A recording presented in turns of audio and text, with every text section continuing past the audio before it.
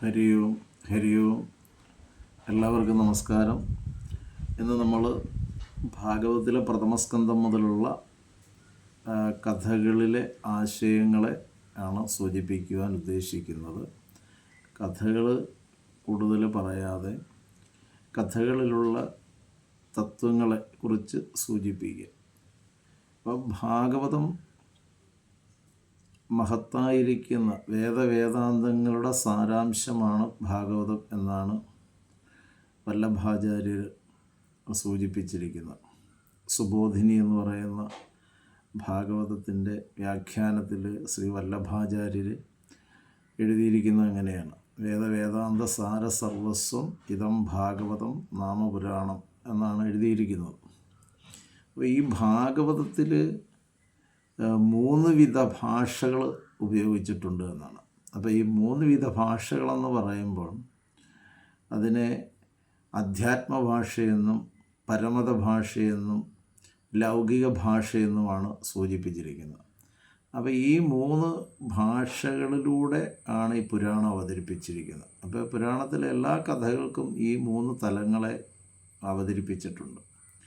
അപ്പോൾ അതിൽ പ്രധാനമായിട്ട് ഈ അധ്യാത്മഭാഷ എന്ന് പറയുമ്പോൾ അതുകൊണ്ട് ഉദ്ദേശിക്കുന്നത്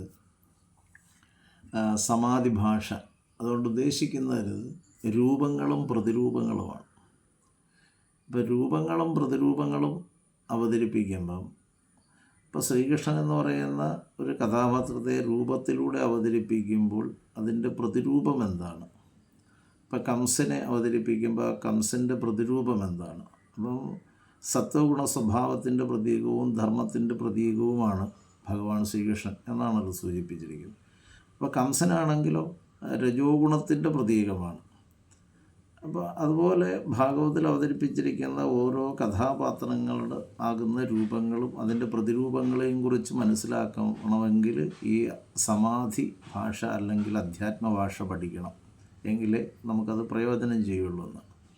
അതേപോലെയാണ് ഈ പരകീയ ഭാഷ അല്ലെങ്കിൽ പരമത ഭാഷ എന്ന് പറയുന്നത്. അപ്പോൾ പരമത ഭാഷ കൊണ്ട് ഉദ്ദേശിക്കുന്നത് എന്താണെന്ന് ചോദിച്ചാൽ പുരാണത്തിലെ ഓരോ കഥകളെയും വിസ്തരിക്കുമ്പോൾ പറയുമ്പോൾ അതിലെ ഉപനിഷത്തിലും മറ്റ് വേദങ്ങളിലുമൊക്കെ എഴുതിയിരിക്കുന്ന ആശയങ്ങളെ എടുത്തിട്ട് ആ ആശയങ്ങളെ പ്രതിപാദിക്കുന്നതിന് വേണ്ടി കഥകളെ അവതരിപ്പിച്ചിരിക്കുന്നു. അതിനെയാണ് പരമത ഭാഷ അല്ലെങ്കിൽ പരകീയ ഭാഷ എന്ന് പറയുന്നത്. പിന്നീട് നമുക്ക് മൂന്നാമത് കാണാവുന്നത് ഈ ലൗകിക ഭാഷയാണ്. ലൗകിക ഭാഷ എന്ന് പറയുമ്പോൾ അനുവാചകരിൽ രസസ്ഫുരണം ഉണ്ടാക്കാൻ, കഥകൾ ആകർഷണീയത ഉണ്ടാക്കിയിട്ട് അതിനെ വീണ്ടും വീണ്ടും കേൾക്കാൻ തോന്നുകയും അതിലൂടെ ആ തത്വങ്ങളെ പിന്നീട് പുനർവിചിന്തനം ചെയ്ത് മനസ്സിലാക്കുവാൻ പെട്ടെന്ന് സാധിക്കും. അപ്പോൾ ഒരു പരോക്ഷമായ അവതരണ ശൈലിയാണ് ലൗകിക ഭാഷ. അതാണ് നമുക്ക് പൊതുവെ ഭൗതികമായിട്ട് ഒറ്റ നോട്ടത്തിൽ കാണാൻ സാധിക്കുന്നത്. അപ്പോൾ ഇങ്ങനെ 3 തലങ്ങളിലൂടെയാണ് ഭാഗവതത്തെ അവതരിപ്പിച്ചിരിക്കുന്നത് ആചാര്യന്. അപ്പോൾ ഇതിൽ നിന്ന് അങ്ങനെയുള്ള ഈ മഹത്തായ 3 തലങ്ങളെയും നമ്മൾ മനസ്സിലാക്കി കഴിയുമ്പോൾ അതിൽ നിന്ന് കിട്ടുന്ന പ്രയോജനം എന്താണ്? അതിൻ്റെ ഉദ്ദേശം എന്ന് പറഞ്ഞാൽ അതായത് മോക്ഷപ്രാപ്തി, അതുപോലെ തന്നെ ആ മോക്ഷപ്രാപ്തിയിലേക്ക് എത്തുന്നത് എന്ന് പറയുന്ന പരമാനന്ദമാകുന്ന ഒരു സുഖം, ആനന്ദാനുഭവമാണ്. അപ്പം മനുഷ്യരിൽ ആനന്ദാനുഭവം ഉണ്ടാകണമെങ്കിൽ നീതിബോധവും വേണം, സദാചാരവും വേണം, ഈശ്വരനിൽ ഭക്തിയും വേണം. അപ്പം മോക്ഷത്തിലേക്ക് എത്തുവാനുള്ള ഉപാധികൾ, ഏറ്റവും പ്രയോജനപ്പെട്ട ഉപാധി എന്ന് പറയുന്ന ഈശ്വരനിലെ ഭക്തി, അതുപോലെ തന്നെ നീതിബോധം. ആ നീതിബോധം വരണമെങ്കിൽ ജ്ഞാനവും വൈരാഗ്യമൊക്കെ വരണം. അപ്പം നീതിബോധവും വേണം, ഭക്തി വേണം, സദാചാരങ്ങൾ അനുഷ്ഠിക്കണം. ഈ 3 തലങ്ങളിലൂടെയാണ് മോക്ഷത്തിലേക്ക് എത്താൻ പറ്റുന്നത്.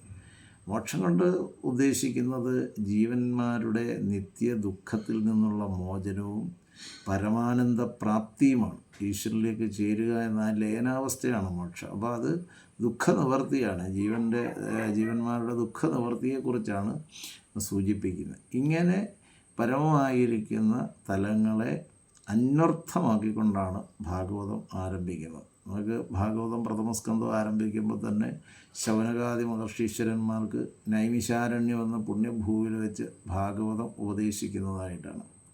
തുടർന്ന് ഭാഗവതം നമ്മൾ വീക്ഷിക്കുമ്പോൾ കാണാവുന്നത്, വ്യാസമഹർഷി മഹാഭാരതം എന്ന ഗ്രന്ഥം അതിൻ്റെ രചന എവിടെയാണോ അവസാനിപ്പിച്ചത്, ആ അവസാനിപ്പിച്ചതെടുത്തു നിന്ന് ഭാഗവത ഗ്രന്ഥം തുടങ്ങുന്നതായിട്ട് കാണാം. അതുകൊണ്ട് പ്രഥമ സ്കന്ധത്തിൽ പാണ്ഡവന്മാരുടെ മഹാപ്രസ്ഥാനം, അതായത് കുരുക്ഷേത്ര യുദ്ധം ഒക്കെ കഴിഞ്ഞ്, കുരുക്ഷേത്ര യുദ്ധത്തിൽ പാണ്ഡവർ വിജയിക്കുകയും രാജസൂയമൊക്കെ കഴിഞ്ഞ് ഈ ഭൗതികമായ സുഖങ്ങൾ കൊണ്ട് നിത്യശാന്തി ഉണ്ടാകത്തില്ല, ഈ രാജ്യം എന്തിനാണ്, ഈ അർത്ഥങ്ങൾ എന്തിനാണ് എന്നൊക്കെ വിചാരിക്കുന്ന ധർമ്മപുത്രർ കുന്തിദേവിയോടുകൂടി പ്രസ്ഥാനം സ്വീകരിച്ച് പനിമല പൊക്കുന്നതാണ്. അപ്പം ഹിമാലയത്തിൽ വ്യതിരാശ്രമത്തിൽ ഇത് തപസ് ചെയ്ത് അവർ കാരണഭാവത്തിലേക്ക്, ഈശ്വരനിലേക്ക് സമാധിയെ പ്രാപിച്ചു എന്നാണ് അവതരിപ്പിച്ചിരിക്കുന്നത്.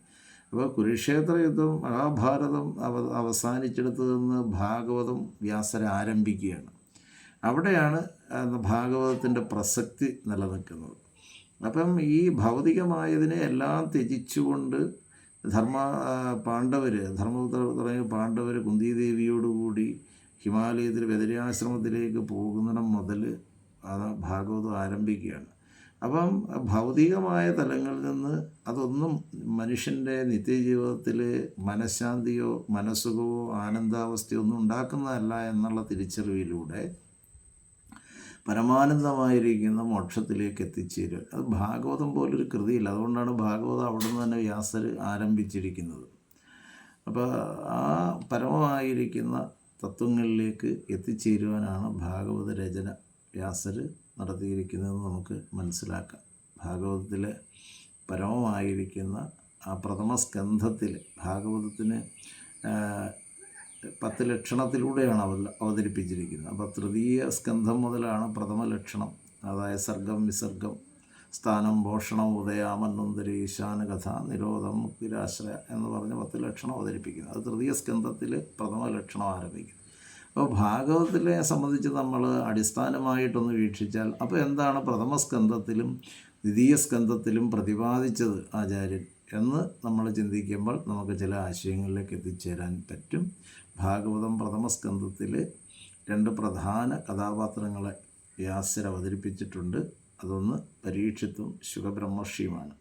അപ്പോൾ പ്രഥമ സ്കന്ധത്തിൽ അവതരിപ്പിച്ചിരിക്കുന്ന ആ തത്വം ഭാഗവതത്തിൻ്റെ അധികാരി ആരെന്ന് നമ്മെ പഠിപ്പിക്കുകയാണ്. ഭാഗവതത്തിൻ്റെ അധികാരി എന്ന് പറയുമ്പോൾ അത് ഭാഗവതം പറയാനുള്ള ആളിൻ്റെ യോഗ്യത, ഭാഗവതം കേൾക്കാൻ പറ്റുന്ന ആളിൻ്റെ യോഗ്യത, ഇത് ആർക്കാണ് സാധിക്കുന്നത്, എങ്ങനെയാണ് സാധിക്കുന്നത്, ഇതിനെയൊക്കെ സൂചിപ്പിച്ചുകൊണ്ടാണ്. അപ്പോൾ പരീക്ഷത്തിനെ കഥാപാത്രമായിക്കൊണ്ട് ശാപഗ്രസ്തനായി തീർന്ന പരീക്ഷത്തിന് ഭാഗവതം കേൾക്കാനുള്ള അവസരം എങ്ങനെയുണ്ടായി എന്ന് ചോദിച്ചാൽ, പരീക്ഷത്തിൻ്റെ ജന്മം മുതൽ, അതായത് കുരുക്ഷേത്ര യുദ്ധത്തിൻ്റെ അവസാനം അശ്വത്ഥാമാവ് തൊടുത്തുവിടുന്ന ബ്രഹ്മാസ്ത്രത്തെ കണ്ടിട്ട്, അതായത് ഉത്തര വളരെ ദയനീയമായി വിലപിക്കുന്ന ഭഗവാൻ ശ്രീകൃഷ്ണനെ വിളിച്ചുകൊണ്ട്, ആ സന്ദർഭത്തിൽ ഈ ബ്രഹ്മാസ്ത്രത്തിൻ്റെ തേജസ്സിനെ തടഞ്ഞു നിർത്തിക്കൊണ്ട് ഭഗവാൻ ശ്രീകൃഷ്ണ പരമാത്മാവ് തൻ്റെ സുദർശന ചക്ര തേജസ് കൊണ്ട് ബ്രഹ്മാസ്ത്രത്തെ തടഞ്ഞു നിർത്തി ഉത്തരാസുതനായിരിക്കുന്ന ഈ പരീക്ഷത്ത് എന്ന ആ കുഞ്ഞിനെ സംരക്ഷിച്ചു. അപ്പോൾ പരീക്ഷത്ത് അമ്മയുടെ ഉദരത്തിൽ കിടന്നുകൊണ്ട് ഭഗവാനെ അന്ന് അതെന്നെ ദർശിച്ചിരുന്നു എന്നാണ്. അപ്പോൾ ആ ജന്മാന്തരത്തിൽ തന്നെ, അതായത് അമ്മയുടെ ഉദരത്തിൽ വെച്ച് തന്നെ ഭഗവാനെ ദർശിക്കുവാൻ സുഹൃതം കിട്ടിയ, പുണ്യം കിട്ടിയ ധന്യാത്മാവാണ് പരീക്ഷിത്.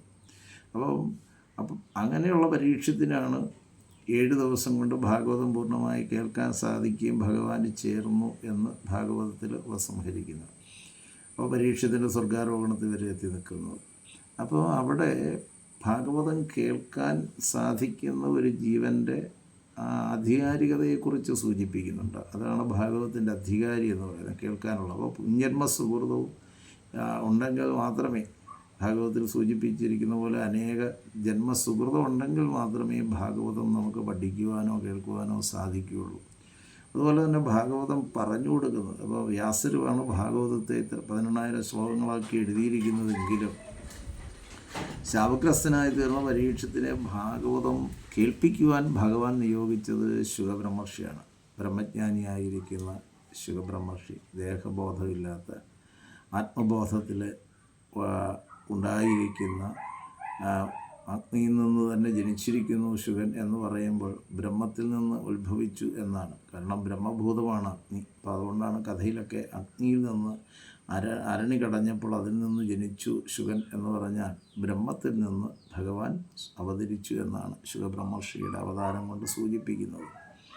അപ്പോൾ ആ ബ്രഹ്മബോധിയായിരിക്കുന്ന ഒരാളിന് മാത്രമേ ദേഹബോധിയായിരിക്കുന്ന ഒരു ജീവനെ ബ്രഹ്മബോധത്തിലേക്ക് ഉയർത്താൻ സാധിക്കുകയുള്ളൂ എന്ന ഒരു തത്വം കൂടി അവിടെ അവതരിപ്പിച്ചിട്ടുണ്ട്. അതുകൊണ്ടാണ് വ്യാസമഹർഷിയെ കൊണ്ട് ഭാഗവതം പരീക്ഷത്തിനെ കേൾപ്പിക്കാതെ ഭഗവാൻ ബ്രഹ്മബോധിയായ ബ്രഹ്മസ്വരൂപത്തിൽ നിൽക്കുന്ന ശുകബ്രഹ്മർഷിയെ കൊണ്ട് തന്നെ ഭാഗവതം ഉപദേശിപ്പിച്ചു എന്ന് നമുക്ക് പ്രഥമസ്കന്ധത്തിലൂടെ വീക്ഷിക്കാം. അപ്പോൾ ഭാഗവതത്തിലെ പ്രഥമസ്കന്ധത്തിൻ്റെ താത്വികമായ ദർശനം അതാണ്. ഭാഗവതത്തിൻ്റെ അധികാരി ആര് എന്ന് നമ്മെ ചിന്തിപ്പിക്കുന്നതാണ്. ഹരിയും അടുത്ത അധ്യായത്തിൽ നമുക്ക് തുടർന്നുള്ള ആശയങ്ങളെക്കുറിച്ച് സൂചിപ്പിക്കാം. ഹരിയും.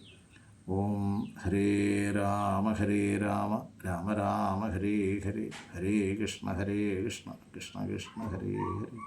സർവേഷാം സ്വസ്തിർഭവതു, സർവേഷാം ശാന്തിർഭവതു, സർവേഷാം മംഗളം ഭവതു, സർവേഷാം പൂർണ്ണം ഭവതു. ഓം ശാന്തി ശാന്തി ശാന്തി. ഹരി ഓം.